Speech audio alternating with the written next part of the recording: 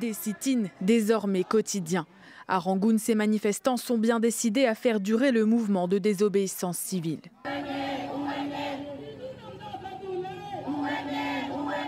Un mouvement qui s'étend dans tout le pays, comme ici à Dawei dans le sud, et qui a pour origine le coup d'État de la junte le 1er février et l'arrestation de Aung San Suu Kyi. Mais ces derniers jours, la répression a aussi nourri la colère. Au moins 3 personnes ont été tuées. La junte, elle, reste inflexible, même après les sanctions économiques imposées par les États-Unis et l'Union européenne contre des généraux.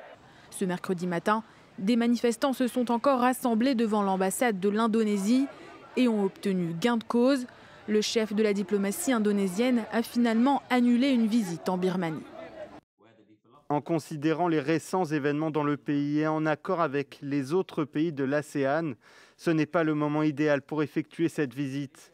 L'Indonésie poursuit ses consultations avec les autres pays de l'ASEAN.